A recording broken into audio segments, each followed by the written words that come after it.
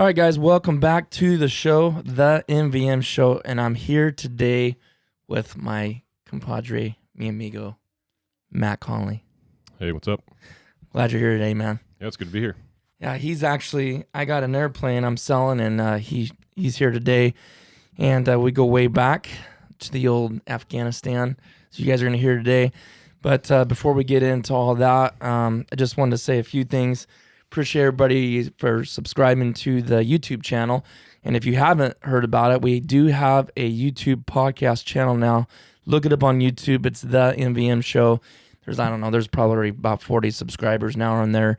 Just announced it a couple days ago. If you're listening to this, go check it out. If you like it, you can listen to it on your phone, hit play, and close your phone, put it in your pocket, and listen that way. Or you can just do it on Spotify, Stitcher, or iTunes, any of those podcast platforms. But anyways, today we're going to talk about flying Blackhawks in Afghanistan. Matt is a helicopter pilot and also a fixed-wing pilot. We're going to go over that here a little bit more in detail, but be kind of fun conversation to talk about. And we're just going to talk about our deployment and stuff like that. But before we get into all that, I wanted to just start off with you just kind of, Matt, just going into your childhood and stuff like that, kind of growing up and stuff like that, where you're from, all that good stuff. All right. Well, I'm actually from here in California. Grew up in L.A., born in L.A., grew up in L.A., and then moved out to Idaho when we were 13, Coeur d'Alene, Idaho. I'm sure there's some good duck hunting up that way. Yes. If you ever want to head up there. But, yeah, so California kid, and then my parents moved us out to Idaho middle school time frame, which is an awesome time to move to a new, school. Yeah. Hard for the kid, huh? Yeah. Yeah. But that's it. Nothing remarkable about childhood to speak of. Always wanted to fly, growing up, obviously. Just pretty much anyone that's in aviation kind of grew up wanting to do it. Yeah. So you did? Oh, yeah. Yeah. That was a childhood dream. Like how old do you think you were when you remembered wanting to do that? I don't know. Actually, my mom or my sister, I don't remember which, found like an old assignment I did. I think it was in 4th grade. Said, what do you want to do when you grow up? And I wrote about flying airplanes. Everyone thinks about airplanes. Right. I didn't think about helicopters until way later in life when I was kind of forced in that direction. But, yeah. And then, so apparently it was 4th grade, 5th grade time frame. That was, I was thinking about planes in high school. I always wanted to do it. And then you just kind of grow up, It's like, that's just kind of a pipe dream. I've never even flown an airplane. That'll never happen. Yeah, I'm not going to do that. Let's go to college and do accounting or whatever people do. Right. Yeah, and then what happened? Like, how did I end up in aviation? Yeah, kind of what'd you do out of high school and stuff like that? So, both my parents just did the route, high school, college, job. And so that's what I thought I was going to do. Graduated high school and it's like, well, that's pipe dream. Let's just go to college, and kind of did the junior college thing for a while. Went to University of Idaho in Idaho, Moscow, Idaho. Just did a comm degree, communications. Thought I'd do something like this, like work at a radio show, or I kind of like writing, some writing or something like that. Well, you have the voice for a radio show, dude. When we're testing the mics, it's like, yo. I'm like, man, I need that voice for doing this show. No, your voice far superior. Oh, far superior. Whatever. You're just saying that. Anyway, sorry, cut you off there. Oh, that's okay. So then I think my junior year or something, I just was waxing philosophical with some friends about how I used to want to fly, and one of the guys happened to be, he was on the football team, the University of Idaho football team. We were D2 back then. Or I think. Were you playing? I wasn't playing. You weren't playing, okay. He was just a mutual friend in the Big Sky Conference. We're back there now. But anyways, I digress. And he mentioned how he was joining the Marines, doing the ROTC thing, going Marines, and he was going to fly F-18s. And I was like, dude, that sounds awesome. Tell me about it. And he went in detail about all the testing and recruiters and blah, blah, blah, blah, blah. And military had kind of, I don't know why, just was kind of in the back of my mind at that time. Not like I wasn't patriotic or anything, but just never thought that was something I'd want to do. I was like, man, this could be perfect, because I've always just kind of wanted to help people, but I've also wanted to fly, so it was kind of a perfect combination. Like, well, I'd be helping the country, I'd be helping people. Let's go this route. So I went down the path and started that way. And here I is. Here I am, yeah. Wow, then I actually never had sat down and talked to you about that before, but So are you a CW2 now? I am. Yeah. You are, okay. Mhm. So, well, we'll get more into that, I guess, here in a little bit. So you end up joining when you were in college then? Yeah, Joined up? that's actually a really long story Well, on let's its get own. into it. Let's hear it. Okay, you want to hear it? Okay, Yeah. here we go. This is what it's for. Yeah. All right, so I was doing the Marine path. Talked to the recruiter. I was taking the steps. Did the flight physical, which is always a big one for anything military. They'll pretty much kick you out if you can't. You missed your nose on a touch or something. There's something they'll kick you out for. Your right toe's a little crooked. Yeah. They don't want to keep you. I'm sure you know. So had all that going. Was basically, what was the next step I was waiting on? So I'd taken the physical. I'd taken the Okay, test. step back for a second. Okay. So were you getting in as just enlisted, or you were doing for the walk? Were you specifically going for the walk school or just ROTC? So it was, so I'm sorry. My path was, I was a senior in college now. Okay. I had talked to the recruiter and I was going to put in OCS, Officer Candidate School packet. Okay. And I forget what the Marines called their flight school, but it was with the intention of if they accepted me, it was going to be as a pilot. And then I'd go through OCS, their basic training because in the Marines, you're a fighting soldier first. Right. But my contract would be for flight unless I failed somewhere. Mm. The caveat being That's kind of nice. Yep, if I did fail somewhere, now I'm going to be an officer still, but a ground gotcha. Okay. officer. Oh, okay. So that was the intent, the contract. So I was moving my way along there. Like I said, senior year. What year? So what year would that be? This was 2003. 2000. Oh wow. Actually, it would have been 2002 because I graduated. So it was in the hot 2003. time of the war. Then hottest part of it. Yeah, it was really. Wow. Okay. And so I was playing on the club hockey team at the time at the University of Idaho. Hockey player. Yeah. Who's your team? Now? Yeah. I don't have one. It's my favorite sport, and I don't have a favorite team. Really? You don't have a pro team that's your favorite? No. I mean, I grew up being a Kings fan because I was from LA. Uh-huh. But then we moved to Idaho, and there was no hockey on TV. I've been living in Minneapolis for the last 5 years, so I have a soft spot for the Wild. Mm-hmm. But I just haven't followed it that much. Okay. Well, all right.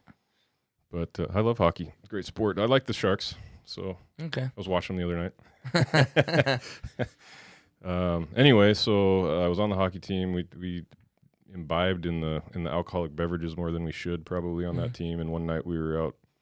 We did a thing called Margarita Monday. I drank too many margaritas and went on a little spree of violence. Broke into a fraternity, and we were just causing problems. It wasn't for us. It wasn't meant to be malicious. It was just college kids bored. Mm-hmm. Anyway, long story short, we wanted to take like the symbol of this fraternity. I think it was a big cannon or something like that. We wanted to take it and hide it, and we couldn't. It's too heavy, and there's only two of us, and it was chained down. Oh my goodness! So they're used to people trying to do that kind of stuff. Yeah. So then we're like, well, let's take their composite. Those big pictures that have the photographs of everyone in the fraternity. We're like, we'll take one of those off the wall. Mm-hmm. And then those were bolted to the wall, so we couldn't do that. So we're just wandering around the fraternity house. It's like 3:30 in the morning. They're all asleep because it's a Monday. Most people aren't partying on Monday, but hockey team, we were doing it. And ended up in their like formal living room or whatever. I'm like, it'd be fun. Let's just take one of these couches out and put it in the middle of the road. That'd be pretty funny. So we tried to take that out and wouldn't fit out the door. So now we're just kind of like, we need to do something. Something's going to happen here. And it was a dark room, and they must have had a party over the weekend or whatever, and there was a set of turntables, for mixing for dance parties or whatever. We're like, well, let's just take this out. This will fit out the door because it was long, it was skinny. So we're walking out the door. Well, apparently we've been very loud during this endeavor. I imagine. And basically as soon as we walked out the back, with no idea what we're going to do with these things, we were just going to take something out of the house, take it out of the house. Probably would have just dropped it in the backyard. I don't know. Hadn't thought about it. Like I said, we drank a little too much. And cops were standing out there. And this was an expensive piece of equipment. So we were taken to jail. Oh, my gosh. So anyway, I go in front of the judge the next morning. Spent the night in jail. Go in front of the judge the next morning. And he's asking me all these questions, what are you doing here? I'm in college. Oh, what grade are you in? Senior. Oh, what are you going to do when you graduate? And that's making him sound nice. The judge is very stern. I said, well, I'm joining the Marines, sir. He's like, not anymore, you're not. Well, turns out this judge is an ex-Marine, didn't like my behavior, didn't want my kind No way. in the Corps, and made sure that that I couldn't progress any further. You're kidding. Nope. How did he do that? I don't. A judge, he could pull strings. Because he threw the book at me as far as charging is concerned. So I was basically charged like that day with 2 felonies. Whatever he could. Really? Yeah, because the turntables were X amount of price. So it was all based on price necessarily. So that was a felony, and then he said because we went into a home, even though it's a fraternity, you can walk in and out at any time. So it was breaking and entering. He was just pounding into the ground. Yep. Like if you would have not said nothing about the Marine Corps, you probably wouldn't. He wouldn't even done nothing to you. Probably not. So, wow, what a punk. So so I called my recruiter a couple days later after processing like how do I move forward here, and told him what had happened. He's like, man, we can't. You know, you have an open felony investigation. You can't let you into officer candidate school. He was probably mad at you too. He said he wasn't. Like he's like, I understand, and when you figure it out, call us back. But right now, we have to. You're gonna have to start from square one. Wow. Like you're done. I didn't know all that stuff. Yeah. So then what happened after that? I was crushed, dude. I was mad at myself. Obviously, I had to move forward with getting myself out of trouble. So found a lawyer. Moved forward, and those felonies were dropped down to whatever their misdemeanor counterparts are. I don't even know. I think it was all dropped to 1 misdemeanor before even going to court. And then I did a plea deal, which this will, if we have all day, we can talk about this all day. We'll come back to play later when I was doing Army stuff. But basically, I did what's called a withheld judgment. I said we're going to put you on probation for a year. You're going to pay restitution because this guy that owned the turntables claimed, because they kept the turntables for evidence, so he claimed he missed X amount of days of business. So I had to pay restitution on that, and then some vandalism had taken place on their property as well. We had to pay restitution on.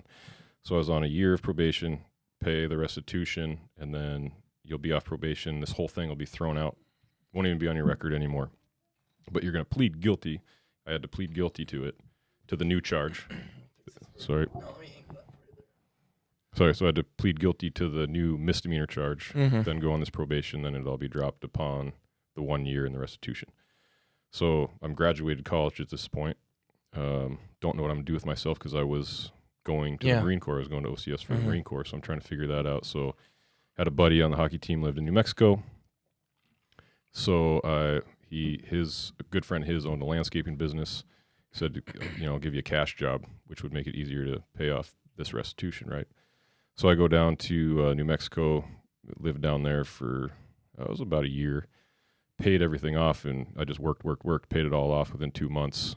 At 6 months of probation, I applied for an early probation release, so every month I had to send in a letter saying I wasn't in trouble, no tickets, anything, which was normal for me, So they let me off at 6 months, supposedly threw the whole thing out, sent me a letter, said you've been expunged. Thanks for your time. Good luck in life. And then I was like, well, I don't think I can. I think I burnt my bridge with the Marines. I called their recruiter again, and obviously it was on I had a file, so it was in my file what had gone down. And it's probably not. This is very competitive, so it'd be difficult. We'll start you over again, but we're not thinking it's going to go through. So I just started talking to friends, and you'd think they would during that time though. They needed people really bad. You think? Not on the pilot side of the house. Really? It was very competitive. Very competitive. Even before that had happened, it was. What do you think that was though? Do you think it was because it was a lot of people's ticket into getting their license as a pilot, or do you think it was a lot of civilian pilots going in because of the war? I think on the Marine side of the house, because it's so small. Oh, they just don't need a lot. Yeah, it's the smallest service. They didn't need a whole lot of pilots, and they'd take guys that were graduating at the top of their ROTC classes or OCS classes. Were you doing good in your classes? Besides in college? Yeah. I was okay. Yeah. I could have done better, but that didn't, because I wasn't ROTC. I was just going, so they didn't care about GPA. They just wanted a degree. Okay. But like they'd say, I said, my contract was specifically for aviation. They'd take guys that just were graduating at the top of the OCS class and say, hey, you're a smart dude. We're sending you to pilot school. That's funny. So, yeah.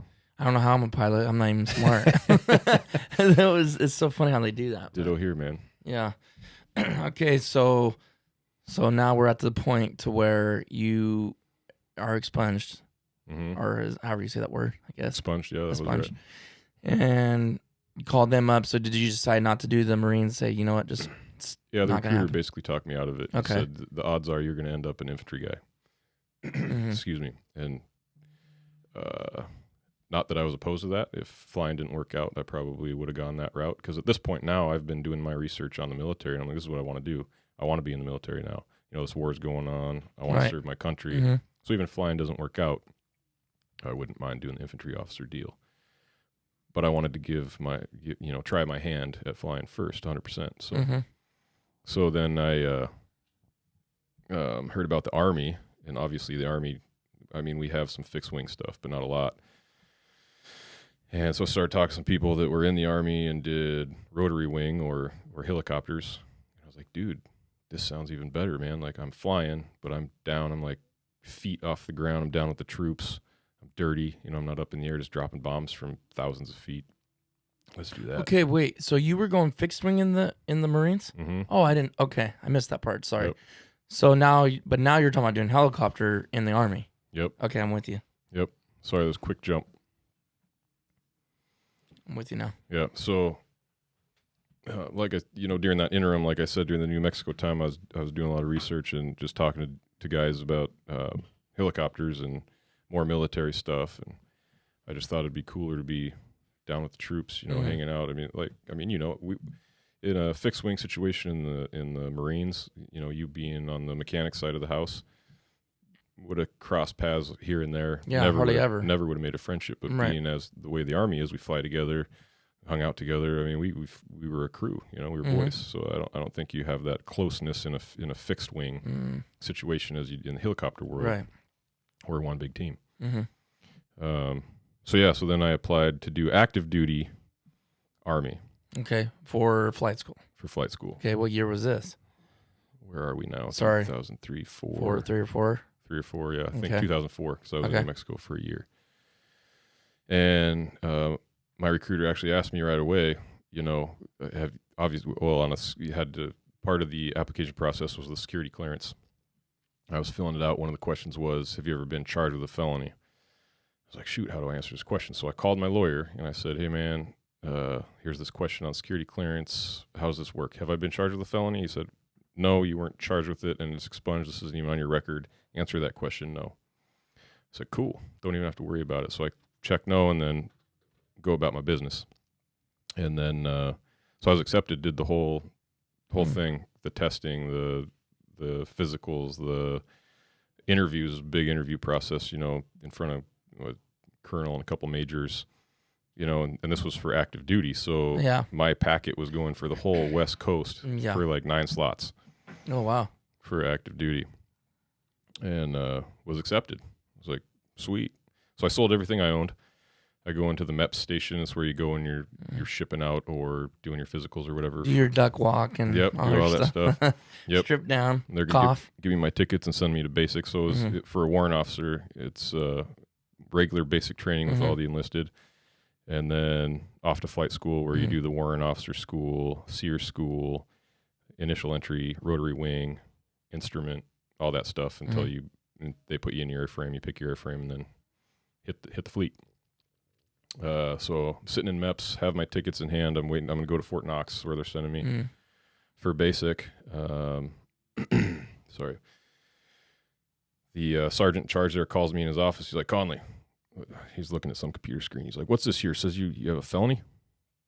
And I'm looking at the screen. Actually, it says I have a felony, and my whole brain just goes blank. Like I can't even, staring at you, you'd just be a white light. I'm like, what do I even say? So I obviously just have to be honest. So I said, well, I was charged with one 2 years ago now. Explained to him. He doesn't care. He's just a sergeant. He's like, well, you lied on your application. You're out. Shredded my whole packet right in front of me, sent me out the door. Said, don't come back. Were you crushed again? Oh, dude, I didn't. Because you already sold everything. Yeah, I didn't know where to go. I had no house. I had no car. So I just I called my parents. Just sitting outside the MEPS building, the federal building in Spokane, Washington, and they drive the 40 miles, pick me up, drive me back to the house, and I said, I'm going down to my old room. Don't mess with me. I need to figure. I just sat down there. I think for 2 days. I don't think I ate. I don't think I did anything. I didn't know what to do. My dreams were crushed. I had no job. I didn't have anything. Is that the end, Matt? That's the end of the story. Here I am. Well, thanks. I already wiping tears out of my eyes. No, so I just those 2 days, I was like, well, I just have to move on with life. So then I moved back down here. I moved. A friend of mine was in Daly City, South San Francisco area. And I just went and moved in with him and started landscaping again. Just, not really knowing how life was going to progress. I thought the flying dream was over. Like I've pretty much severed every avenue there is to a military pilot anyways. Okay, but it's expunged. Right. Obviously, he didn't care because sergeants are being dumb sergeants like they do sometimes. Well, it wasn't at the MEPS level. This was at, they called it that wasn't at MEPS. I thought that was at MEPS. It came down to them that said, you can't take this guy, but the dude that actually told me you can't come in, that wasn't his decision. It was just says on his computer it's what's called a DEP loss, and don't ask me what that stands for, but basically it means if you lied anywhere on your application, wouldn't matter what it was, it's over.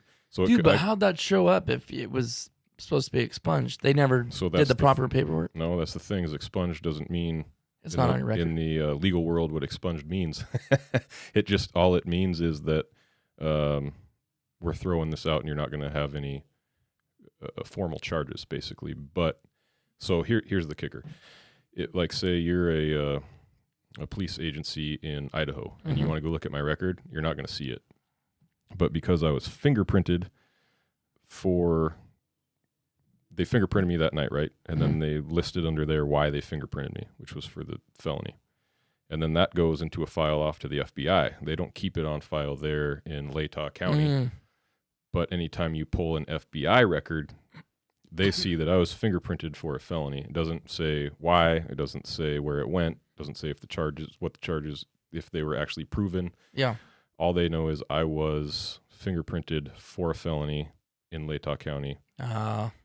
That's where it came from, because they're doing a top secret security clearance, because you have to have that. So they really are doing a top secret security clearance. They're doing the thing. Because they always say that, but I'm like, are they really, are they really doing that or what? But, yeah, they're digging in. So that's where that came from. It was all back to landscaping. Okay, so now you're there. Back to San Francisco. So I'm in my mind, military. San Francisco. South San Francisco. Oh, that's where you're doing landscaping? Yep. I thought you said New Mexico. That was. This is a crazy story. I told you this might be a it's longer all right. podcast here. Okay. No, I'm just good. I'm just getting lost in the sauce here. So now we're in South San Francisco. Yeah, New Mexico was between right when I graduated college and the probation time frame. Then I came back, did the Army. Army now says, no, I'm lost. And I come to South San Francisco because my buddy lives there. I'm just crashing with him, working. Okay. Trying to figure my life out. So again, talking through friends, I hear about the National Guard. Never even heard of it before this time. So now we're in 2004, probably. Didn't even know what the National Guard was. And for those of you that don't know, it's just the Army, same as the Army, but your boss is the governor instead of the president. So you work for your state instead of the country. But nowadays, the state farms you out to the president all the time. Which I know why you're Titus saying. And I came together. Yeah, I know why you're saying that too. Is that it's still the Army, because a lot of people think, oh, where do you do a different basic training? Do you do this? Like, no, it's all the same. It's all the same. Everything, except you're just more of a reserve, kind of like Army Reserves. But like you said, your boss is the governor. Yep. So, which actually adds a cool wrinkle. Not to jump too far ahead, but being able to do cool stuff for your state. Here you have all the fires and. You can go help out with that, especially in aviation. It's pretty cool. Yeah. So you're trying to figure stuff out in South San Francisco, and so I still have some buddies back in college, and one of them was doing ROTC for the Army. Actually, two of them, one fraternity buddy and one hockey buddy. They're both doing ROTC, not for aviation, but actually, no, that's not true. One of them did do aviation, but they're like, dude, come back to school, do ROTC. And this is still trying to go to the active duty side of the house. And so do a master's, because I already have a bachelor. Come back, do your master's, go to ROTC. If you graduate in the top, I think it's 5% of your class, you can pick whatever you want. So even though you've been quote unquote blackballed from aviation because you were a DEP loss, this is kind of a backdoor to that. but you have to work really hard at it, right? Mm. And so just pick aviation, but go the officer route. You have to be an officer, not a warrant. So I was like, all right, so let me explain why I want to go to the warrant officer route. So warrant officers in the Army, they do the heavy lift and they do the majority of the flying. You come in as a pilot, they expect you to stay a pilot, and you do pilot things for your whole career. Whereas an O-grade officer, the lieutenant through general, those guys, you're going to fly as a lieutenant, maybe a little bit as a captain, and then you're gonna run the show. You're gonna be given a company. You're gonna be put on staff, and you're not flying anymore. You have your different flying levels: FAC 1, FAC 2, FAC 3. But you end up FAC 3, which means you're not flying much. FAC 2, FAC 3. It's just how the Army works. So I wanted to be a warrant officer, but talking to my buddies in ROTC, the warrant officer route was out active duty wise because of the issue I already talked about. I was like, oh, this will work, Maybe I was the captain of the hockey team. I enjoy leadership, so okay, I could get into this. Let's do it. So I applied to graduate school back at the U of I, applied to ROTC, and enrolled in both. Oh, man. And so I go back to school. I have an apartment, everything, bought a new car now. Not new, but new to me. Go back to the University of Idaho from San Francisco, go to meet the colonel in charge of ROTC like 3 days before school starts. And he's looking over my records, and he's like, what's this about you having asthma? Oh, boy. And I'm like, oh, my God. Yeah, I have asthma. What's up? And he's like, we can't take you here. Dude. I've already paid for school. I already have an apartment. I'm not trying to make sad, cry story here, but that's what happened. I didn't realize how much struggle you went into being a pilot. Yeah, so no ROTC. I thought my story was sad. But I'm still in school, and I have no desire. Like, You just forget it. I'm not an academic dude. Yeah. So I can't believe I even graduated college to begin with. And here I am now. I'm supposed to go for a master's without any ROTC, without the possibility of being a pilot. I was like, no. So I went right down to admissions and resign from school. Like, there's no reason to pay all this money for something I'm not even going to do anything with, So now back to the drawing board again. For the, third or fourth time? Third or fourth time, yeah. So in the meantime, I was like, well, I'm here. I have an apartment. I already had agreed to coach the hockey team because my eligibility was up. Because it's actually part of a ACHA is what it's called anyway. I didn't have any eligibility left to play. But I was going to coach the team because a bunch of guys on the team still knew me. And actually, our coach had just quit. So it worked out perfect. So I was like, well, I'll coach the team, which was all volunteer, no money. And, figure out where I'm going to go from here. But it's fun. I enjoy hockey. Let's do this. So then I was talking to one of my friends who was still in ROTC, and he's like, dude, go the guard route. Go National Guard. And like I said before, I didn't know what that was. Did my research, talking to him. So basically, it's like we were talking about earlier. You apply to a state, a direct state. So in this case, it would be Idaho because that's where I lived. And then you just go to the regular basic training like everybody else, your regular MOS school like everybody else, whatever it is. But anyway, in this case, I couldn't, because the Guard's a little different than active duty in how you apply. I couldn't apply directly for flight school. I had to go enlist first or go O-grade, do something officer, but I didn't want to do that. So here, my thinking was, okay, if I can't fly, maybe I'll be a firefighter would be fun. So I'll do this Guard thing as a medic. Then I'll have, the Army will give me my EMT ratings, which is your medical stuff, emergency medical technician. Right. And then if I don't ever make it into flight, I can use that EMT, go firefighter. I'll have a leg up because I already have all the ratings you need on the medical side. So that's what I did. Joined the Idaho Guard right there in Moscow. So I stayed in Moscow, kept after basic training in AIT, which was about a year long. Medic school was kind of long. Came back to Moscow, did all my drills there. So drills, just like you hear on the advertisement, once a month, 2 weeks a year deal. Did a year of that, and then applied for Idaho's warrant officer flight training school. They turned me down twice. In the meantime, my unit had given me a full-time job as a technician. Oh, okay. So I kept coaching, was working. Wasn't bad. I mean, you're a full-time military guy hanging out in your own state, in your own town. It's kind of cool. Yeah. Making okay money. Not breaking the bank by any means, but anyways, so then I decided, I had this bright idea. I was like, I'm just going to take a map, because not every state has aviation. Mm-hmm. So I just printed off a map at work, mm-hmm. and I just put like check marks in all the states that had aviation, and I wanted to stay West Coast. Mm-hmm. And then I further broke that down by how many of them do you need to be in their state to apply. For like Idaho, okay, you had to be in the state to apply, right? So mm-hmm. obviously I'm not going to transfer to all these states, because I'm trying to transfer right now. It takes a lot of time. So I was like, I'm just going to throw packets out to any state that'll take it without making me be part of that state first, if that makes sense. Yeah. So I threw packets out to Texas, Washington, Colorado, Utah, and I think a couple others. I don't remember now. This is a long time ago.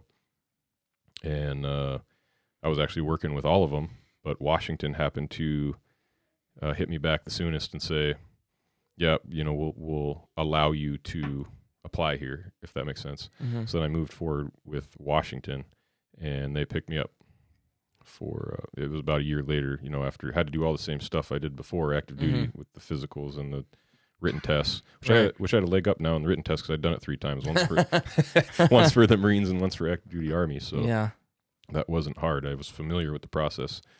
And then, had to do the interviews again, mm-hmm. which you never know how that's going to go. So I'm an expert interviewer as well.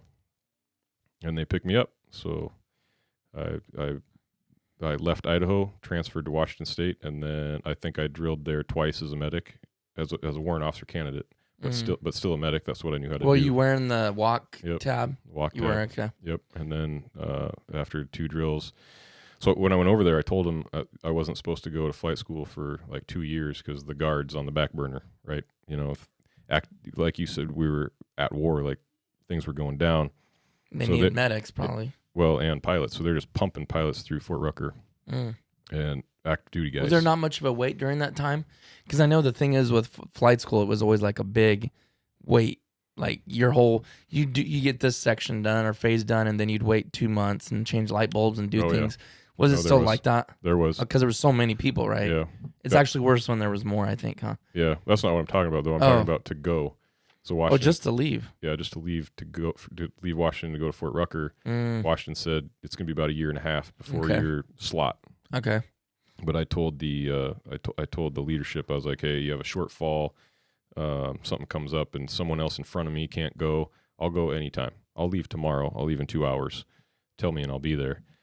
And about a week after I told them that, they're like, hey, so this would have been November of 08. And about a week later, they're like, hey, we have a slot. This kid failed his PT test or something. He can't go. You want to take that slot? And I was like, yep. Man. I'm in. Send me, baby. So I ended up at walk school at Fort Rucker for aviation flight training in January of 2009. That's like a 5-year process. Yeah. Holy cow, dude. I'm an old man at this point. Don't even know if I yeah, everyone's calling you Uncle Matt at flight, walk school. Yep, exactly. Probably, huh? Literally. Or was there kind of spread out in age? They were spread out in age, but yeah, you were definitely in the upper end of it, I guarantee. Some trash talk was made. Yeah. I was going to say, because when I was at basic training, I was, what was I, 23 or something? 23 or 24, and they were all calling me Uncle Headings or Grandpa or whatever. Oh, yeah. Like, even when I went through... but they were all like 17 years old. Yeah. And it was in summer. Or no, it was in fall. Where'd you go to basic? I don't like talking about that. It's Leonardwood? No, it was Fort Jackson. One of the sissy base, which actually it wasn't where I went, but I remember thinking about going there because it was a mixed. It was male and female, and I was like, oh man, because I was looking it up, and people were talking about how, like, oh, they're softer because there's girls there and this and that, and I'm like, doggone it, like, not that you want to kill or be hard, but you don't want to be. You're going to the Army. Yeah. You don't want to be known as going to an easy place. Fortunately, our dudes were like super hardcore, but I did hear of some other like platoons that were like keeping their cell phones and crazy stuff like that. But Yeah, I think that definitely was not us. I think they do now. I think they're allowed. Really, everybody can, huh? Just a rumor. I don't know. Yeah, who knows? It was always worse when we were young. Yeah, right. Can you imagine what they thought of us? Right. You know, the guys from World War II think of us and probably think we're worthless. But anyways, so, okay, you finally made it. You're in flight school. We're getting somewhere now. Yeah. Man, dude. We're 2 hours into this thing. Dude, I did not realize you had to go through that much stuff. How did we go to Afghanistan and never talk about this one time? I don't know, man. We're talking about other stuff. That's crazy. Like, Griping. well, okay. Let's talk about not knowing. I didn't know you were even a pilot until like not halfway, but I mean we were well into. Really? Yeah, because you're so quiet about it. You know, one day. Well, dude, because I didn't. One day you told just me. You're like, "Hey, man, I'm actually a pilot," and I was like, "What? Why didn't you tell me this? Because I'm probably doing everything I do wrong. You could have been helping me out." Yeah, and I didn't because I didn't want people like, and it did, dude. When people started finding out that I was, their attitudes changed toward me. The pilots. In a positive way, right? Not really. No? Because I think I had kind of, some did actually. That's what really threw a weird kink in it, because I was an enlisted, specialist, E4, but had all this, I think I had at the time. Do you remember how many hours I said I had? 4,000 or something maybe? It was up there, yeah, because you'd already done the medevac thing. I'm actually about to hit 8 right now. You'd already been to Minnesota, so you were up there. Yeah, I think. Oh, maybe, I don't know. Yeah, I had at least like 4,500. I think you said 2,500, maybe. Was it? Yeah. Man, I've flown a lot since I got back. So I guess it's been 6 It's years. been a long time, yeah. Yeah, I guess that makes more sense. Maybe it was 2,500 or something. Anyways, because I remember thinking that was a low hour level to be able to do the medevac deal. And you said 20? What do you mean? Well, because most of the medevacs I've looked at, it's like 3,500 hours before they'll hire you. Civilian? Yeah, so I remember. Yeah, because, these guys wanted 2,000. So, yeah, you're probably right. I bet you it was around 2,500 or 3,000. Because then I jumped in the Bell 407, started flying those for the medevac. Right before I came. I actually had done it for a year. We got deployed, came back and did it for another year, and then went straight back to ag. But anyways, wow, I didn't realize I waited that long to say something. That was a while. It was in Afghanistan, and we went, what was it, Roberts down here that we went Camp together? Roberts, yeah. We'd done Roberts together. Did they have us in our teams then? Yep. Well, I don't think it was Chingaderas, but we were on the same team. Okay, yeah. There was a few changes, but pretty much how it was then stayed all the way till the end, right? Yep. Yeah, so let's see here. So you got done with flight school. How long were you done with flight school before we got deployed? It wasn't long, 6 months maybe. So you hadn't even got a lot of flying in. No, anyways. I was green. Yeah. Well, what'd they call us, red? Remember they had all these colors? Yeah, the weather crew. We were red. Yeah, we were on the red block. Amber, and then green or whatever it was. I ended up hitting green or something at the end of it. If it's any more dangerous than the danger you're already in, then if you're red, you're not doing anything. Yeah. Which was pretty much every day. So let's see here. Well, now that we got through that, let's roll into the deployment. Okay. So you got through flight school. You got the word that you're getting deployed. We got the word. Then we met up. Man, dude, honestly, you were telling me details the other day. I'm like, man, I don't know how you remember that because I can't remember that. I asked Sarah. I'm like horrible at that. But so the first thing we did was Camp Roberts. That's the first initial. We hooked all the Washington, Nevada, and California all came together. Yep, we flew down our Hawks from Fort Lewis, Washington, and met you all at Mather. Mm-hmm.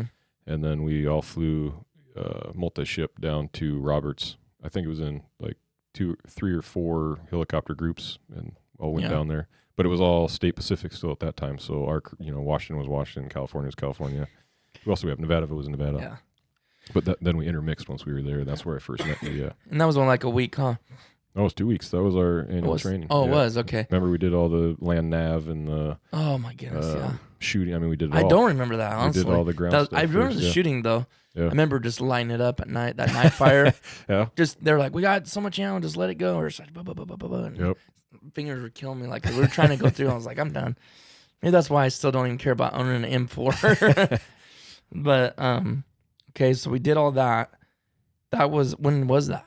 Do you remember? Was that in 2013? No, it couldn't have been. It had to have been 2012 because we left in 13, like February or something. Yeah, so I think it was 12 still. Kind of maybe somewhere in the end or middle of 12. Did all that, kind of got to know each other. Yep. And then we shipped to Hood. When was that? Do you remember? So that would have been January? End of January. End of January, yeah. Of 13. Yep. I hate that place. Yeah, it wasn't any better second time. Was it? I've done it again. And a lot so of Matt's been on 2 deployments. He's been to now Afghanistan and Kuwait. So here's a little difference from the guard to active duty for your listeners. That active duty, they're training up every day, right? So they're ready. When God and country says, "Hey, you're going overseas," they just go. Whereas we have to go to Fort Hood for X amount of time to check these boxes, check the boxes, and make ourselves more well trained so that we can do our job. Well, the thing is though, and you'll get a lot of like Cornell. Yeah. Here, Cornell. Why did I call him Cornell? Sergeant or first sergeant. Dave. He's supposed to come on the podcast too, but what he was always saying is they don't realize about our unit, which I understand military, you gotta check the boxes, but what he said is what they don't understand is a lot of these people are doing it on their civilian job all the time. Mm-hmm. And maybe, no offense, but might be well more qualified than some of the military people because a lot of our medics were paramedics or nurses. You know, they are doing this every single day, all the time. You know, and so I know that was one thing that kind of always bugged him is but you got to check the boxes. It doesn't matter. I'll say this right here, right now, live on your podcast, Titus. I will take a guard medevac unit over a active duty one every day for that reason. Not because the pilots are any better, but because the guys in the back are. Yeah. 95% of them are doing this every day, and they're doing it in places where they're treating things that they're ready. Yeah. They're ready. Okay, so say a medic in a active duty component, what are they doing? I know they're having to do something every day, but what is it? Probably just taking temperatures and they're working in. I'm not degrading them at all. I'm not saying that in a bad way, but I mean, so you got guys working in trauma. You guys got working in the ER, nurses, medics, like you said, street stuff. I mean, they're hands on the civilian side, but that are doing it as a National Guard unit. Yep. So what are the guys doing in the active duty? They're in the military hospitals. They're in whatever unit they came from. You know, if they're in an aviation unit. So they're still doing that stuff, but they're practicing. It's all practicing. They're going to school. They're learning about it, and they're working at their craft. I'm not saying that they're bad, but the guard medics are on rigs out there dealing with gunshot wounds, stab wounds. Full-time job. Yeah. Okay. That was like you said. That's more for the listeners to know kind of the difference. Yep. Now, when it comes, I could see and this is no offense to infantry guys, but that's where the big difference I would say would be from an active duty to a National Guard is these guys are shooting every day. They're doing all kinds of stuff train constantly. Yep. Whereas National Guard guys, unless they're cops or SWAT or something like that, which it could be. Yep. You know, then they're not in it every day. And by the way, Matt is also do you still have your badge? Was. But you were I'm still post-certified, but I'm not actively working anymore. Yeah, but so you turn your badge in, what happens? Because you were a cop too. Yeah, I quit to move back to Idaho about 3 months ago. Okay. Oh, so you were up till then. Mm-hmm. I thought you had kind of quit a little bit farther back, but how'd you like that? Loved it. It's a good job. Yeah. So it's just roaming the streets every day, huh? Yep, street cop. Did you see some crazy stuff? Yeah, more than I thought I would. Really? Yeah. You were downtown Minneapolis? I was all over Minneapolis. I started on the north side, which is our quote-unquote ghetto, if you will. That's where they start the new guys? No, they put us all over. That's just luck of the draw for me. Which probably is, but you glad you got that, honestly? Yeah, I'm glad I went there. I tried to, not to digress too much, but when you come out of the academy, they just, throw you to the four winds. Mm-hmm. You do your field training, and I wanted to go back to the north side. I just was there for some of my field training, and we do what's called a citywide bid. And I'm I was so low seniority. A lot of guys want to go there because it's action packed, and I just didn't end up there. And I happened to be placed there briefly for, what was it? About a year probably. And then when the bid happened, I moved out. They put me somewhere else. So you like that, huh? We better not get into that because we'll have to do another podcast for that. I would love to hear some of those stories. If I don't know, is that something you're able to talk about? Yeah, I can talk about it. Okay, it's all on camera, man. All right, it's public knowledge. Oh, that's true. Now, did you have to wear a camera too? I had to wear a camera. Yep. Oh my goodness. Did you get to keep any of that stuff? No, but I still have my login. We're not allowed to go back and watch it unless it's for court. You can't so I couldn't you could just still log be in. Pulled into something down the road because I could be subpoenaed. Yeah. Yeah. Wow. For a report I wrote. How many years after? Like forever? Yeah, probably. Wow. Yeah. All right. Like you said, let's not delve off into something else. We'll come back to that. I kind of forgot to tell everybody that. So thank you for your service. Oh, thank you. In the Army and the law enforcement. It's a big field. So, okay. I don't know how we're going to approach this Afghanistan thing. Give me a subject to talk about it. You want to talk about a mission? You want to talk about... Because the topic of this podcast, is episode 47, is flying Blackhawks in Afghanistan. So... I'm sorry I took up so much time with my... No, I wanted to hear... I mean, you couldn't have flown Blackhawks in Afghanistan if you didn't go through the pay. It obviously showed you wanted to be in aviation, bottom line. I mean, I paid a big price to be in it too, but personally, nothing like that. Like, I did it on the civilian side, came into the military already a licensed pilot.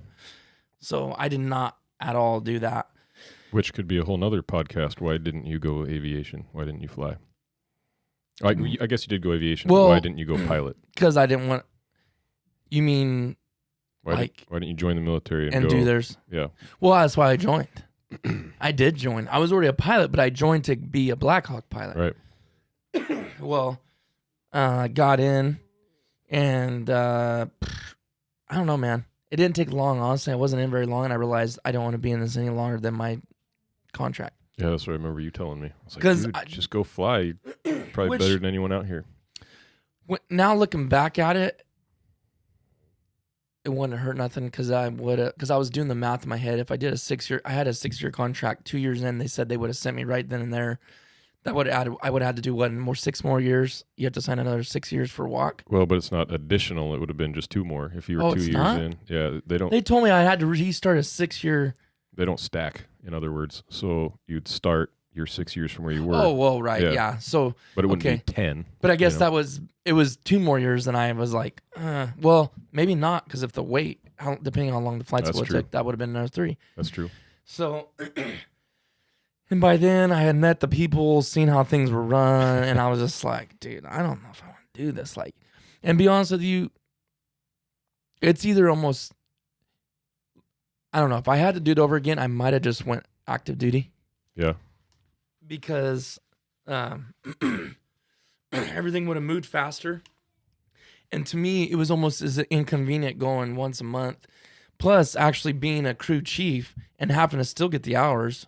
Yeah, you still had to do your I still had to go up there a lot more. So people that are listening to this, they think, oh, National Guard or Nasty Girls, whatever they have those nicknames, and that's funny and fine. But like being in aviation, we had to be down there quite a bit. Well, I was 2 hours away. Yep. So I had a 2-hour plus working in crazy hours doing crop dusting, and especially always during the summertime. Then the 2 weeks AT was always in the dead of summer where I'm the busiest. Yep. So just the whole thing was like, this, it's just not gonna, I'm gonna do my time and just get out. Then the deployment, now we're at that point, seeing the leadership there was just ridiculous. Like, not all of it, because I had some really good leaders, and I probably won't or shouldn't name any names, but like, it's because this stuff goes all over the world. You know what I mean? You never know. Can't erase it once it's out there. Yeah. So, and I don't really care about that, but who knows? I don't know if there's some legal things you're not supposed to say. But anyways, some of the leadership, the top leadership, was horrendous, very selfish. One of the words that was used a lot was career progression. Yep. Remember, we heard that all the time from our tighter leaders that were good guys, saying that's all they care about. And it was all they cared about. Is the military's changed a lot. Like, to me, you just, how can you get anything done? You got so many hoops to jump through, So, But anyways, flying Blackhawks in Afghanistan, you got me off on a side trail there. But Sorry. Yeah, I mean, I wanted to do it. I always wanted to fly. Actually, I'll tell you what I always really wanted to fly was a Huey.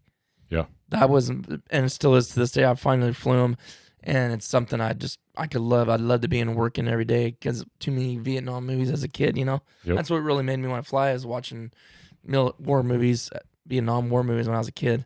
Was so it I Top wanted to Gun, do. huh? No, dude, believe it or not, everyone always called me Maverick when I was younger too. Like, oh, you look just like. I'm like, I don't think that's a good thing, but anyways, I probably honestly since the time I was 8 or 9, I wanted to be a helicopter pilot too. So, but anyways, so we're in Afghanistan now. What was it like? Was it enjoyable flying in Afghanistan? Absolutely. It was. Loved it. Still think it's the most challenging flying I've ever done. And I was fresh out of flight school. That's the crazy thing about the Army.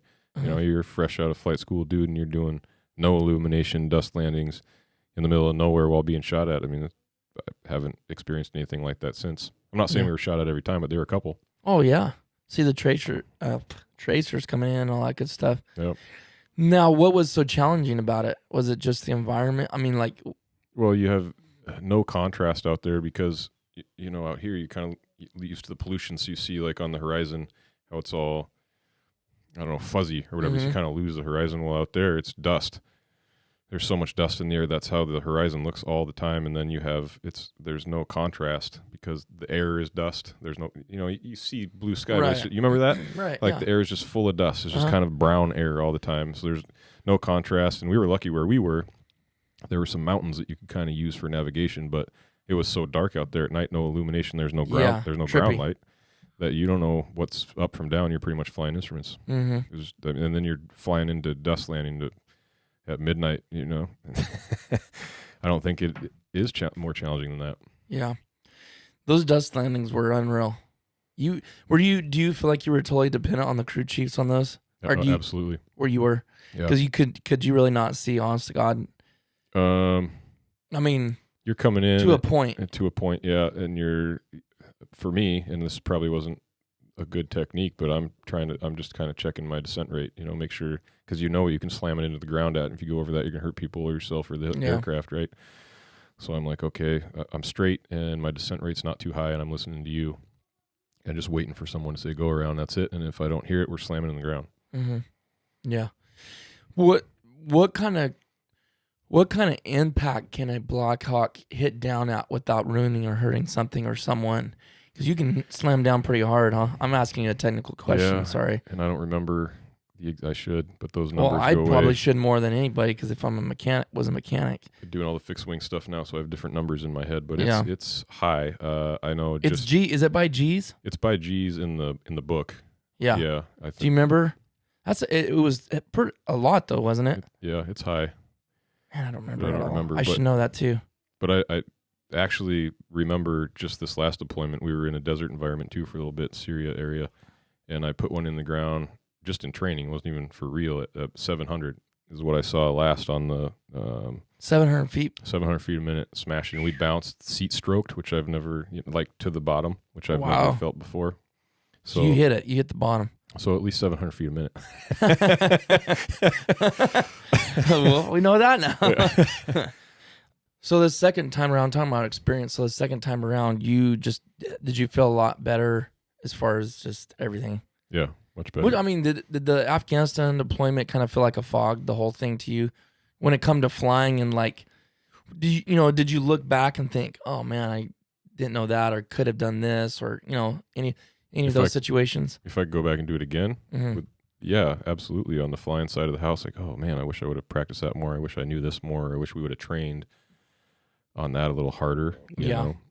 I think the Army focuses on the wrong things, in my opinion, a lot when it comes to flight training. You have all these regulations, and you have to check box A, B, C. In this case, kind of turned into a check the box organization, in my opinion, at least the few I've been in, where, like say I was an IP and you were a pilot, like you're struggling with dust landing, let's just go do them.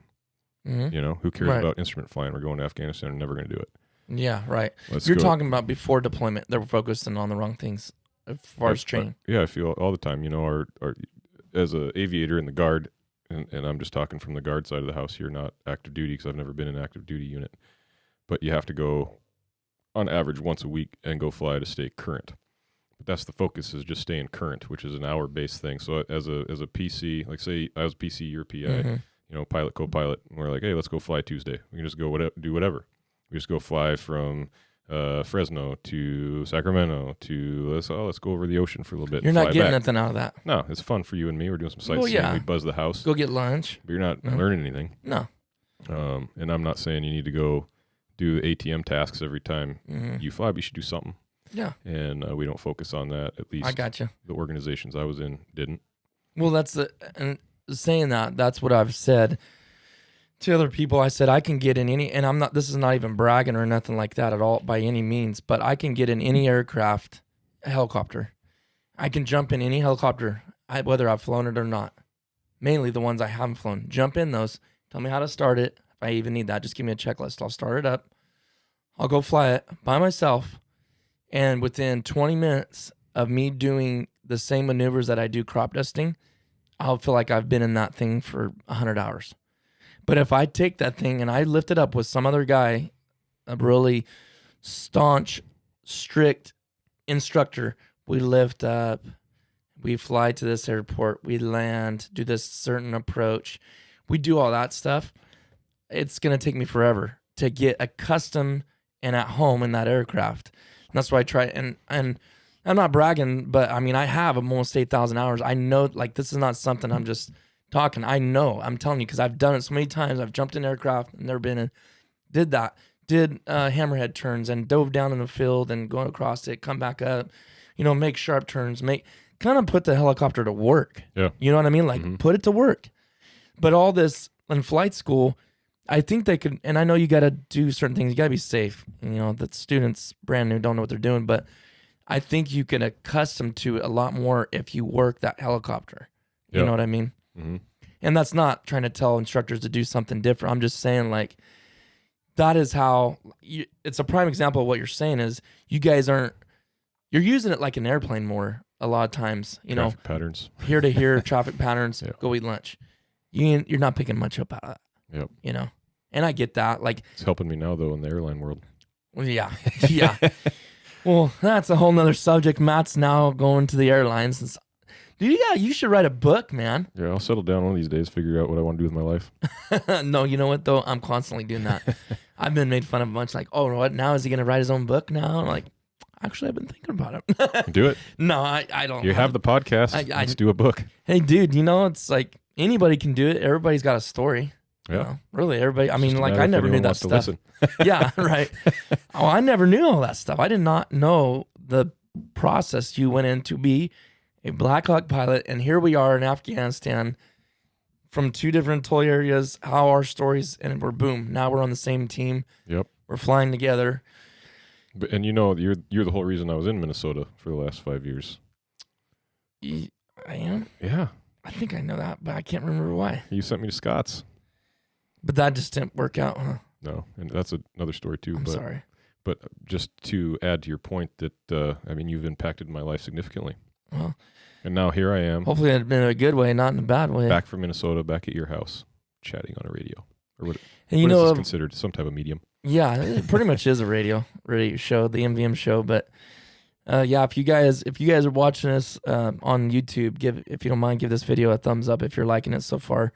Got several other military buddies that do want to have on here. And like I was telling you, Matt, you're like one of the only ones I really stay in contact with besides Dave and maybe Matt Claiborne and my mind's going blank, Calvin. Oh, yeah, Calvin. Yeah, he's rocking the paramedic world now, isn't he? Yeah. Firefighter, yeah. Yeah, cool. He's doing good. But like once a year maybe. I probably talk to him more than anybody, but you just get those people that you just, I don't know, have like-minded or like, spirits, whatever you want to call it. I don't know. But spirits are like that. Yeah.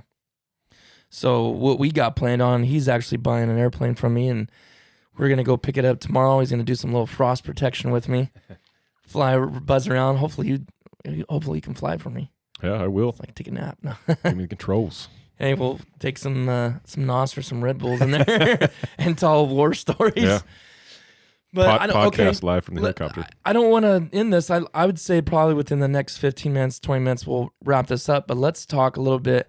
Let's talk some of our stories. Okay. Let's tell some of our stories. Okay.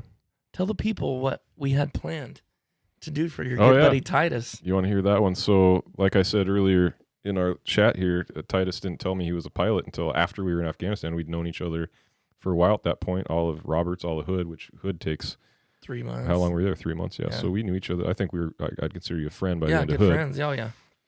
So we go into Afghanistan and we're hanging out at Fob Farah out in the middle of the desert. And it doesn't even exist anymore, I don't think. I think it didn't. They took it over, didn't they? We gave it up.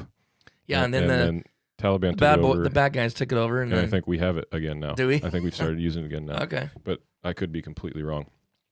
So don't hold me to that. Well, we decided we were sitting in his room one day, or my room, probably his room, just spitballing. I was like, dude, you're a pilot. We're out here. You could probably fly me, and I think we had 4 other pilots of commensurate experience to me, so young, and then a couple of really good, older guys that knew what they were doing. But Titus was probably, out of all the pilots there, he's probably the 3rd best pilot, and he wasn't even a pilot for us. So I was like, in the military, we have these removable name tapes. I was like, dude, one day let's just put my name tape on you, put the helmet on, because you can't see someone's face, put the visor down, just go jump in the co-pilot seat and go fly this thing. And we were like, yeah, let's do this. And I don't know why we never did it. I think I actually spoke with Jay Enders. He said no. And I said, hey, Jay, he was our IP there and a really squared away guy. And if anyone would understand, it would be him. Oh, yeah. And I was like, hey, this is what we're planning on doing. I just want to slip Titus into this training flight instead of me. What do you think? And he looked at me like I was a moron because the Army has so many stupid restrictions. Look at this thing in the news the other day about this Marine commander does a flyby. It wasn't even that low, and now they're FEBing him, kicking him out, taking him out of fly. Yeah, man. Where do you do a low flyby? I don't remember, but he was like a wing commander, and he wasn't even he was a navigator. And, I didn't hear about that. Yeah, and that's what the military does, and so that's what Jay was worried about. I was like, I'd do it in a heartbeat, is basically what he said. But if anyone finds out about it, I'm out of a job. Yeah, and that's what scares me. You can't throw your career down the toilet like that. No, but if it was me now, and we were still in the same unit. I'm a PC now. If you can imagine that, we'd fly. You'd fly. You just gotta get the right crew. Or no crew on an AFTP. You don't need crew during the day. That's right. Yeah, dude, that'd be awesome. You know who I had another little flight lined up with was let me think about it for a second. Hold on, what was his name? He was awesome. Oh, the Nevada guy. Tall dude, gray hair. Busboom? But no, not Busboom. He wasn't on our team. He's like one of the best pilots out of everybody, but he got stuck at where was their main base? Shindan. How can I forget that name? He was at Shindan. Dude, you know who he was. Who was he? He was from Nevada. He was their main MTP. Oh, Descharm. Yeah. No, Descharm told me, he goes, when we get back, I'll tell you a spot. I'll send you the coordinates. We'll meet you out there. Yeah, dude. In Nevada, you jump in. We'll go buzz around. Yeah, that's the kind of thing I'd want to do for you. I'll still do it. Who do I know? You know what? Next time I'm up there, next time I'm up in Washington. Well, I'm not going to be Blackhawks anymore. I'm going to the Lakota. What? Yeah. You didn't tell me that. Yeah, that's transferring from Minnesota to back to Washington, going to the Lakota unit. Well, that will do more on the civilian side, but yeah, I don't think you'd have any great interest flying that. I mean, it'd be cool, but not like, I could go fly that here. I could get a job doing that here, but I was actually applying for a job for our utility company for Blackhawks. They have like 2 of them, but I'll tell you right now, they're mainly just hiring military pilots. Well, if you don't mind going to Australia for 6 months out of the year, there's a company in Idaho to hire you today. Really? Mm-hmm. Doing what? Flying what? Flying the Hawk. Really? Fighting fire. Really? They spend half the year in Australia and then come back here and do fire season over here. How do you know they'd pick me up? Because they just hired a dude with like 500 hours, never even seen a Blackhawk before in his life. So he was just like a co-pilot or something? Yep. I mean, you'd start that way. But you get your hours and then boom, huh? Me or you? No, like anybody. Oh, you? Yeah, you'd probably be Just rake your hours in quick. Yeah, you'd be a PIC or captain, whatever they deem it. You know, with Wow. 1 tour, I would imagine. But they still got to do a pilot and co-pilot. Yeah. Blackhawks 2-person, just FAA mandated. Can't fly it single pilot. Really? 'Cause someone was telling me there's a guy down south. He bought it for his own personal thing. They've got a business, and he said he's been flying it single pilot. I think to legally fly something single pilot, you have to be able to fly and manipulate the engines at the same time, which you can't do in a Blackhawk. Interesting. He was probably lying to me. Well, okay, so that didn't work out. We tried that plan. Yeah, we tried that, and I was bummed, and I was actually telling him we were texting about doing this, and I was like, I think about that probably more than I should, because it's not, I mean, right, it's not that big of a deal, and probably would have ended in Jay being fired, but Yeah. it just bugs me. You know, a guy like you could fly us all under the table, and yeah, I don't know, you just sit in the back, Dude, in the back, putting your life in our hands. I can't fly you under the table, but it's just the fact that, yeah, it's kind of just bummer the way the rules are. You know, like you just got to do everything by the book, and everybody back in the day, they would have just. They did. You know, like in Vietnam, like if I walked in there and I was a crew chief and they knew that, they throw you right up front. Over. They throw me in front to be over. That like that. But it's just now it's just so many rules and people worried about losing their jobs and Thanks, Vietnam. Yeah. It's really unfortunate, dude. It really is how the military is. Well, that's one of the downsides to Army aviation. I'm sure all of aviation is this way, but just the backstabbing. You know, like you come in, you do a roll on, 5 people watched it, and 8 people are trash talking you for real. Like, oh, that's garbage. Oh, he broke a tailpin. Oh, he should be fired. It's just so backstabby. It is. You know why? Because we're really not fighting. Call it Afghanistan war, but it's really a policing. It's not. It wasn't really. It's a conflict. Yeah. Like if you look, the really last war we had was, well, they call it the Korean War too. Was it that one? There's somewhere in there, and don't quote me up, I'll be wrong, but they've been conflicts. And maybe it was since Vietnam or something like that, or Korean, I can't remember, but everything since then's been conflicts. It's not actually been war. You know, where there's a winner or a loser. Well, Vietnam, there wasn't a winner. Yeah. If you look at it. But World War II, there was. It was signed, it was done, it was over. You know, like, okay, you won. I see what you're saying. Yeah. I surrender, you know, whatever. But anyways, so what about hoisting? Because being a medevac unit, we did a lot of hoisting. I actually, to be a crew chief, that was actually really fun. That wasn't probably so fun in the front seat, was it? Just trying to hold a steady. No, I love hoist. We never used it for real. Yeah. But it's a good skill to have. Excuse me. I don't know that we did it a whole lot over there, even in practice. At least not me. I'm sure you did. It seemed like we did. I feel like I did. Yeah. Not a lot. I guess I shouldn't say a lot, but decent amount. We used it in Minnesota for state missions. We've done. Did you get to actually do some real? Not me personally, but our unit. Mm-hmm. Yeah. But I've never done it for real. Like, I had to do it for real in combat. So I know I'm so bad about getting on this topic. I'm trying. This podcast is named Flying Blackhawks in Afghanistan. I feel like we've kind of danced all over the place, but what was it? What's going through your head when you're flying through Afghanistan in a war zone, an area of threat where something could happen to you? Did you even think of that? Did you just, no, it's just another day of flying, really just do your job? I was just so excited to be there, you know, during that whole time of trying to become the pilot. I just wanted to deploy. I just wanted to serve my country and help the troops. So never something that scared me. You know, I was like almost like wanting it. You know what I mean? Like, let's be shot at. Let's come back with some holes in this thing. Let's have stories to tell. And we only did once actually have holes in the helicopter. Were you on that mission? Yeah. You were on that mission. Yeah. And you know what kind of irritates me about that? I can imagine. You know why, I think right? I know why. I was supposed to be on that flight. Oh.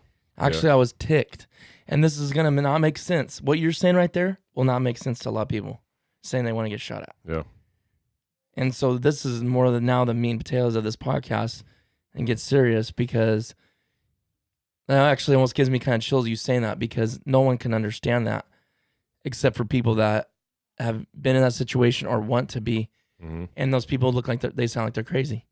Like, that kind of sounds crazy. Yeah. If you say someone wants to get shot, I didn't care if we got shot at. Like, I almost hoped we would. Like, Yeah. If I'm here, Let's do it. let's do this. Yep. Let's shoot. And it's not necessarily about me shooting back, because I mean, now we're a medevac unit. Yeah, we have our M4s, but like, I want the worst situation. I want the worst living environment. I want to go in the hardest missions. Yeah. I want to do the most crazy, ballsy missions. You know what I mean? And so, feeling like, and there was a few times that I feel like we did some hardcore missions, but like, I wanted that every day. Yeah, I'm with know? you. Exactly, I felt exact same way. Even with the living conditions. Right. Like, Didn't you feel guilty? Tents. Well, yeah. I mean, there was some bad living conditions, but some of it was like, I almost felt guilty for. Yeah. Remember the guys that came in? Me and you went to what's that one? Delaram. We went together, right? No, we went at separate times. You went first. We didn't. We weren't you. on any missions together on that. Not in Delaram, no. Okay, that is what I imagined deployment to be like. Yeah, me too. Seriously, and that's why I like that. In fact, did you end up staying there? I wanted to, but I was just there back. for the 2 weeks. Yeah.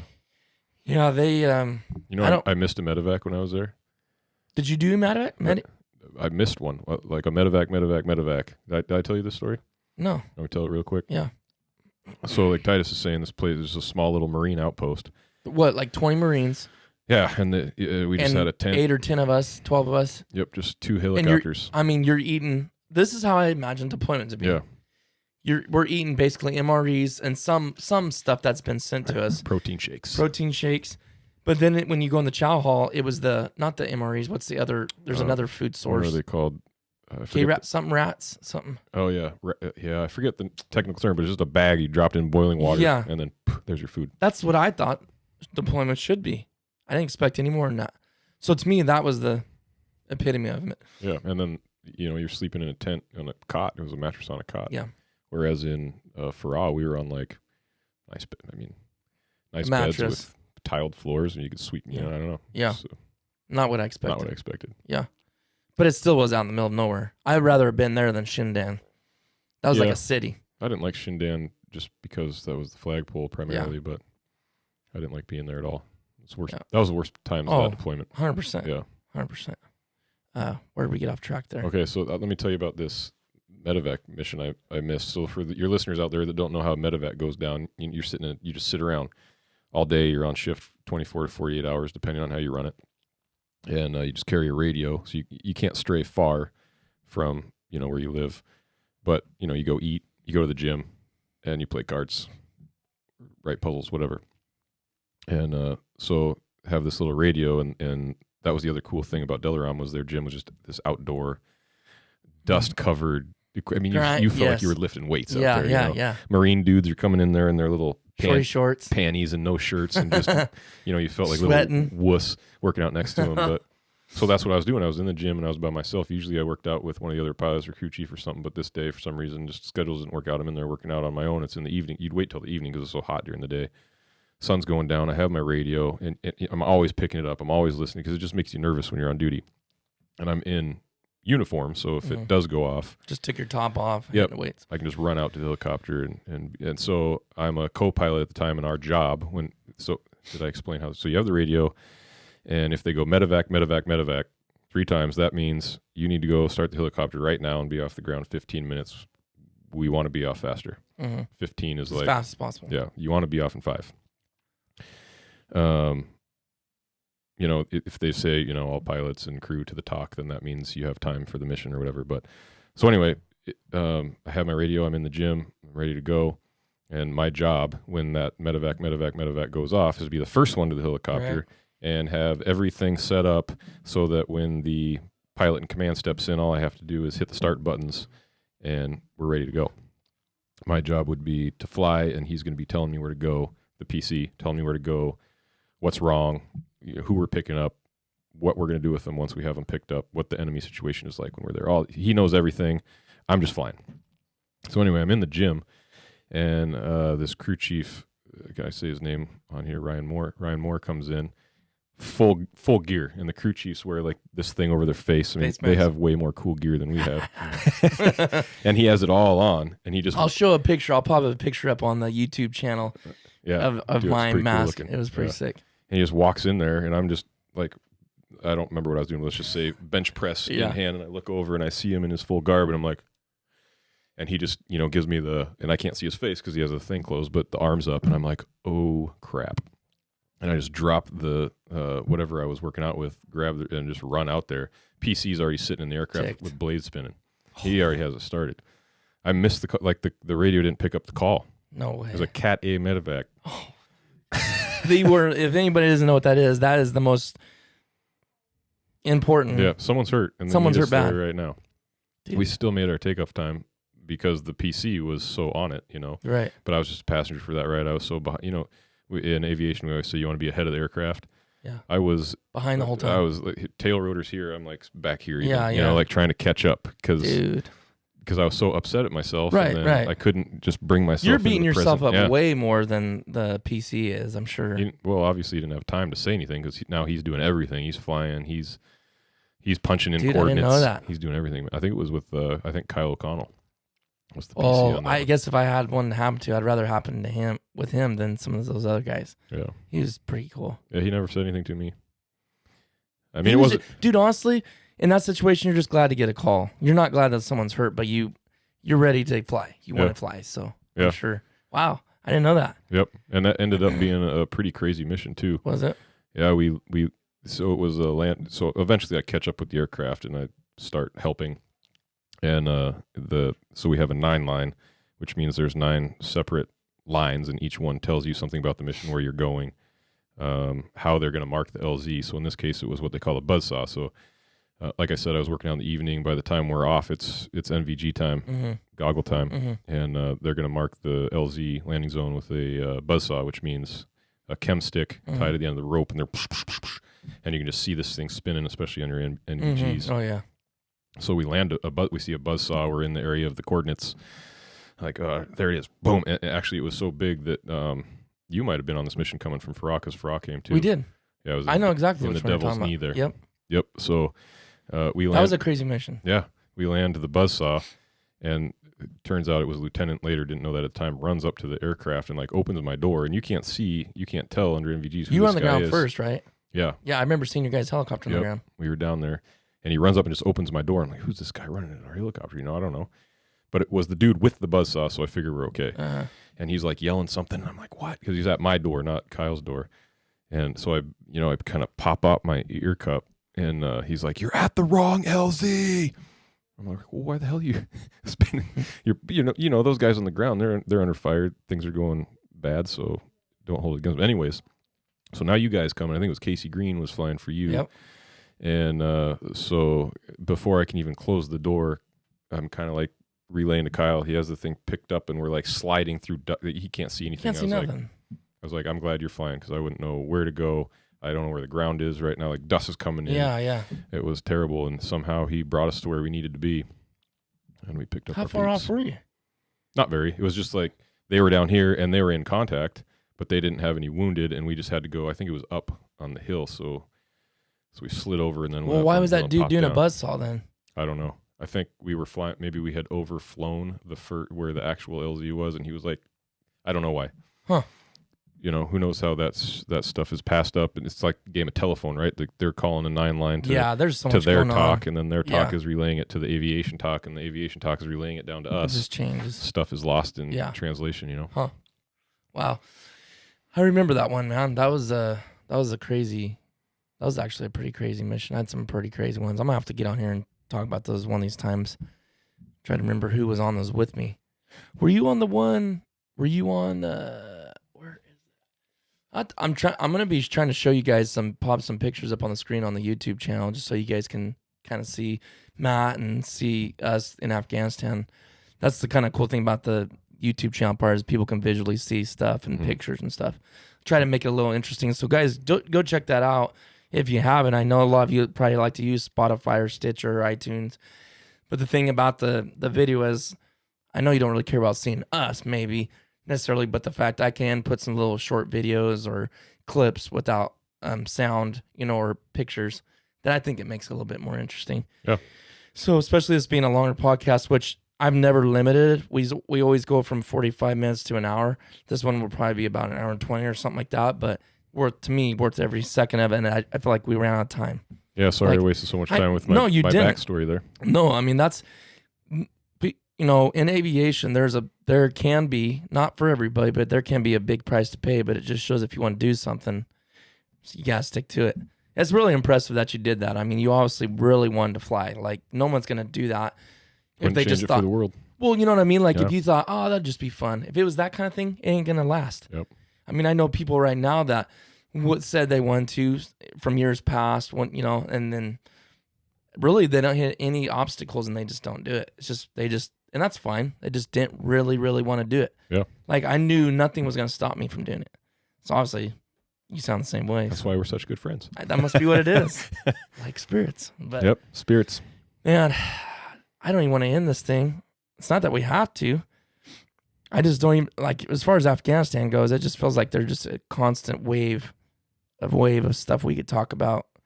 Yeah, I mean, you talk about the camaraderie on the ground and the things we're doing just to waste time that was stupid but fun. And then, I mean, there were some good missions. We didn't fly as much as I thought we would. No. And in medevac, looking back on it, though, we did fly a lot. It's just not hours, which is what every pilot wants is hours. But we had missions, you know what I mean? We did. But they're just fast. In medevac, it's, you're purposefully set up so that you're not, if you're flying more than a half hour, you're probably wrong. You need to have that guy on the ground, right? So, right. Not the right place to go if you're looking for hours. Well, here's the other thing is you don't want to look, you got to be careful how you say you want missions because if we could have it, we would want missions every single day. Yep. But here's the thing. If we were, someone is getting hurt. Yeah. And we don't want that. Yeah, it's a catch-22. So it's like, man, if you're in it for the hours, you're in the wrong line. Yeah. Medevac is not the line for you. But if you're in it because you do want to help when you can, it's perfect. Yeah, that mission fits my personality. I don't think there's a better mission in the Army, personally, anywhere. It's a great reward, especially if you can save lives. And there's always going to be lost lives in it. And that was the stuff that bothered me the most because I feel like we could have made a difference, but there was just some situations that to me were not called for. And I know you're aware of the same ones, just to me, there was no reason why some things happened that should have. Risk assessment's downfall of the Army. It is. Let us do our job. Yep. That's what we're here for. That's what we're here for. We signed up. They're more worried about bullet holes in a helicopter than they are about saving a human life sometimes. We'll finish up with this story right here. This will be our final one. And so what's the scenario here? So scenario is we have a lead aircraft and chase aircraft. We were what we call self-chase over there, which means, in a combat zone, a medevac helicopter is unarmed. Titus said earlier, except for our crew chiefs in the back have M4s. And I guess the pilots do too, but useless, right? Unless we have to PL or something. So we're unarmed. So we did was called self-chase, meaning the first helicopter was the one picking up anyone injured, and then we had another medevac chase it. So if anything went wrong, now we can use them for evac or to help out in any way. If there's more injuries, then we're on the 9 line. Then they can come down and help out, which happened a couple times over there, actually. But on this mission in particular, there was a TIC, troops in contact, just out in the middle of the desert. I don't even know why they were fighting there. It wasn't one of the usual spots. And there were some injuries to the Afghan counterparts that were helping us out in this particular battle. Mm-hmm. I was on the chase aircraft, so we go in there. It wasn't that long of a flight, so you pull all the power you can when you're going on these. So at full power, I think out there at that altitude and weight, we were going, I want to say probably 135 knots or so. So about 155 miles per hour. Yeah. Yep. So I think we made it out there in about 10 minutes. So as lead or starts going in, they radio us, and the ground guys radioed up to us and said, "Hey, we have more injured than we originally told you. We need you both." Now, was this locals or was this actually Americans? It was Americans that called us, yeah. Okay. But it was but I mean, were they the ones that were hurt? No Americans were hurt. Okay. So we, talk between the aircrafts, and we're like, "All right, we'll just follow you in." And like, I was new, so like I said earlier, co-pilot's the one primarily doing the flying, but I was with a very senior CW4, and he said, "I'm going to fly this in." It was zero illumination, straight in the middle of the desert, and we're going to be now not only zero illumination. Now, this was early morning, right? It wasn't in the middle of the night. It was actually It was early in the morning, yeah. Like 2 or 3 or 4, yeah, something like because that. by the end of this whole incident, it was light. But he said, not only do we have, it's a tick, we're being shot at, it's dark, and then we're going to be landing number 2, so we're not battling our own, we're going to brown out before. Yeah. Because Before we're you number get 2, close, right? So it's not going to be from our dust, it's going to be from their dust. So I'm going to do it. And I said, please. How about it, sir? Yeah. So we go in, we do the landing, and under NVGs, when you land in dust, you can see the disc. You can see the diameter of just the outside of it from all the static electricity of the rotor hitting the sand, right? So we land, and that's all I can see through the dust is leads, green circle around their disc. That's all I can see. And then all of a sudden it starts kind of wobbling, and then it really starts wobbling. I'm like, holy crap, something's going on with them. And then they radio us, and they're like, we're shutting down, like emergency shutdown, right? So we're like, crap, so we have all these injured coming, and now they're shutting down for something in the middle of this battle. And you can see tracers going back and forth. Like in the helicopter, we have these in the front. In the pilot seats, we have these wings that pull out, and they'll stop up to a 762. And I'm back on the controls at this point because the landing's done. So I'm just sunk back like that behind this thing because the tracers are just going. I'm like, was there really that many? Huh? Yeah, we're staying here until we load up, Yeah, especially now. And so I'm just gonna sink in here, and whatever happens, happens. So we're in radio contact with our lead, and it was Jay Enders was in lead as the other pilot, and he comes running up to our helicopter, and he throws like all their NVGs and other gear in our helicopter, and he's like, loading the wounded, take 2 of my guys, I'm staying here. And he runs off. Like he was a stud. Yeah. Like he's going to stay and fight with these guys. Yeah, right. It was awesome. He has his M4, and he did. Yeah. And so we load up the 2 wounded, and then obviously our guys were ambulatory, meaning they could sit in seats, so we had room for them. I think we had 2 stretchers, and then 2 of our guys from the first, and I think one of the crew chiefs stayed with Jay. I don't remember exactly. So we fly back. Now we're single ship. And but here's the thing that really pisses me off and is a negative on the military and the career progress. People are so worried about their career progression, like we were talking about earlier. So at this point now we have Apaches overhead because this is a major battle, and we have an aircraft down. And I hear the colonel in charge of all aviation in RC West, which is where we are, come on over the radio. Could hear it because it was being relayed through the Apaches up top. Actually, I didn't hear him. It was from them. They said to us. So we have an aircraft down, and we're in the middle of a firefight, and we went there because there's dudes that are wounded. And the colonel in charge of all this, all he wants is to make sure that we have a card that goes in the aircraft. It logs everything that goes wrong. He's like, make sure you take I don't remember what it's called right now, PIMCA card, basically, out of that aircraft. Didn't ask, is everybody okay? Didn't ask, what's your next steps? Right. He wants to make sure that he can hang somebody for this hard landing. That's all he cared about. And that's what soured me. I was, on this whole deployment was that incident right there. That was the one. Yeah, man, because who cares? Right. Let's make sure all these guys are okay. Trust me, dude. We're still sitting on the ground in the middle of a firefight. Like don't even bring it up until, it's over. Yeah. Let us do our job first, at least. Oh, dude, I got soured. I was livid. Honestly, most of our team got soured. Yeah. Well, almost our whole team was soured. Then 4th of July happened. And, 4th of July. That wasn't even that wasn't even my worst. It was one of the bad ones, but one of my worst ones was the one where we went and picked the dude up. And I'm not even going to get into details, but we went and picked the dude up. It was hot, too. We actually had 2 Marine guys covering us because it was a hot LZ. Oh, was this down in Bastion then? Yes. Because the Marines always had our back that was down there. south. Yeah. So they fly that, which was really sweet. But they were up on the hill. We were down the valley, so it was definitely a perfect setup for us getting ourselves in trouble. So they were covering us up, and I believe they were in the what's the Huey version, the newer one that they fly, the Marines. Yeah, I forget the name of it. It's like Huey 2 or Super Huey. Yeah, they were flying those. They're sick, but anyways, yeah, so we had already picked the dudes up, and it was all locals again, but it was with our guys. It was like our combat engineers with the local good guys, basically. And there was like, I think there was 8 hurt, shot. I mean, messed up pretty bad. Picked them up, boom, boom. We land. We take 4. The other one takes 4. Take off. That guy that I have on video, have footage. I have his, obituary, everything.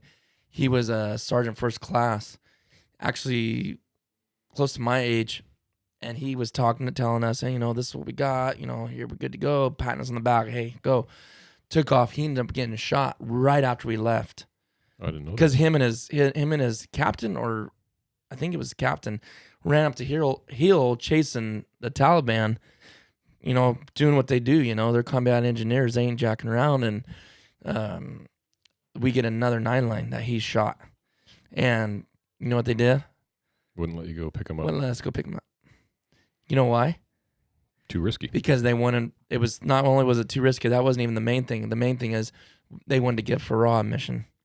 Shut up. I promise to God, that was why. Oh, that's terrible. And they were, dude. Not only were they, it lights me up, dude. It makes me so mad. Not only were they. I'm glad I didn't know that at the time. Yeah, it's gonna stew on you now after you think about it. To.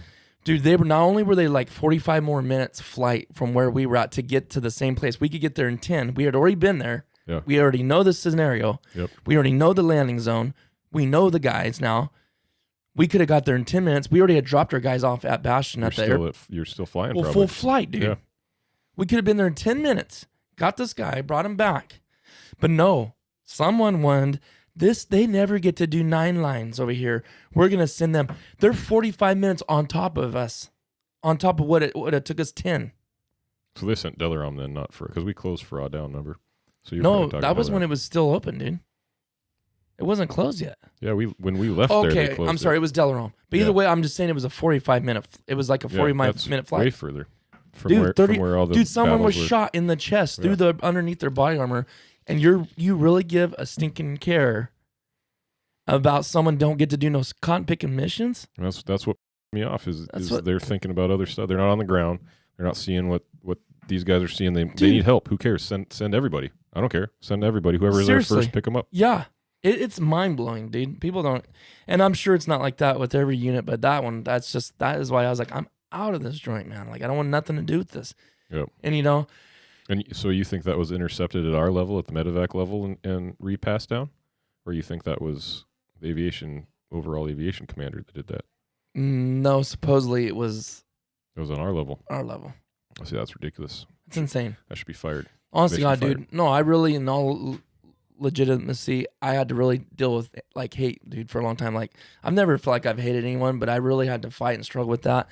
And I believe only God could took that out of my heart, because I hated that guy. Yeah. Like, legitimately, I felt like he committed murder. Like, we could have helped that guy. Now, what if he lived?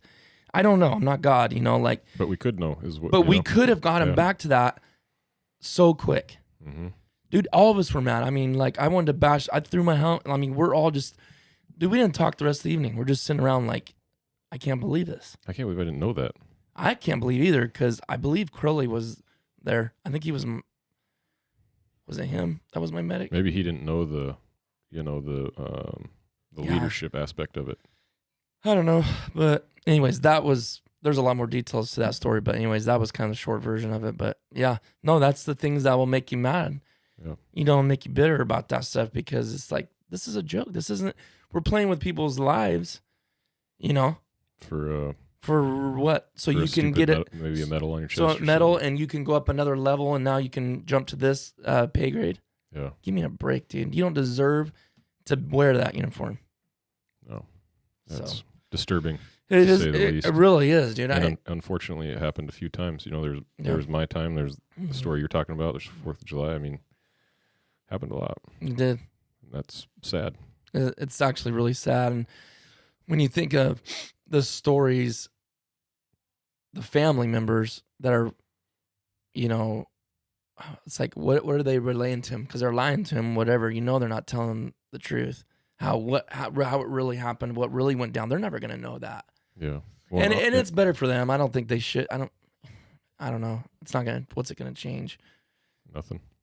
So But I mean, bottom line, honestly, on the ground, they probably don't even know all that's happening. They just put in a 9-line, and no, I know they're just waiting for a helicopter to show up. They don't know about all that BS in the middle. Yeah, no, I agree. So, well, any fun stories before we end this? End on a yeah, we're kind of ending on a sour note here. Huh? Stories, no, but I'll just say that a blessing out of all that is, meeting guys like this. I was in Washington State. He's down here in California. Never would have crossed paths with you in a million years. Yeah. If it wasn't for the military and if it wasn't for that year that we survived together, and we did do some good. We did. And it felt good, and it was good to go to war, and I would go over there and think that we're doing some good, and I'm lucky to have met Titus. We talk maybe 3-4 times a year, not that often, but here we are just chatting up old stories. Yeah. Like we've been friends our whole lives, so I think that's awesome. And that's a good note. That's a good thing. That's a relationship you can't get no other way. Nope. Yep. That's the thing is I think it's better when we get together and talk about this kind of stuff. It kind of just vents it out, And you can't, you tell people, I'm not trying to act like, dude, I will never tell anybody I have PTSD. I don't have PTSD. It's a real thing. I think you just have things that affect you, but it's not necessarily to the level where people are really bad, because, dude, I never look at myself as someone like, oh, man, I really just went through this and just I don't know how to explain it, but there is guys that make me look like I was on a vacation, dude. Absolutely. You know what I mean? Yeah. So, but everyone has things affect you in different ways, and you go through different scenarios, and everybody goes through something, face something. So, and like you said, there's things I regret about the military, but I wouldn't change that as far as serving my country. Yep. I don't regret that. I'm glad I got to serve. I'm glad I got to go on a deployment. There's things that you got to deal with because of that, but I wouldn't change nothing or the relationships I made and the things that, like you said, the good that we did get to do. Mm-hmm. It was well worth it. Yeah. So. In hindsight. Yeah. Yeah. So, and to end this up, I just want to, all of you that are listening that are veterans or active duty now, we appreciate your service, and we're thankful for you that you're still serving, or you vets that have served in the past, and huge thank you for your serving your country, for serving us. And Matt, thank you that you're still active now and you're still serving, and I'm glad you're back safely from your last deployment. And we're gonna pray the best for you in this venture in the airline industry. Matt's got a great personality and friendliest guy in the world, so I know he's gonna go a long ways, and maybe he's gonna have to get me on the airlines if I get sick of this crop nesting soon enough. Just let me know. Yeah, they need you. Thanks for coming on, dude. Yeah, thanks for having me. I hope everybody enjoyed it. If you guys liked it, if you're on iTunes, give it a rating and review. Let us know your thoughts on whatever, what you think about the military, what you thought about this podcast, what you think about it, the podcast in general. Comments are welcome on the YouTube channel. Just comment down below. And thanks again, man. Yep, thanks for having me. We'll see you guys on the next one. Yep, see y'all.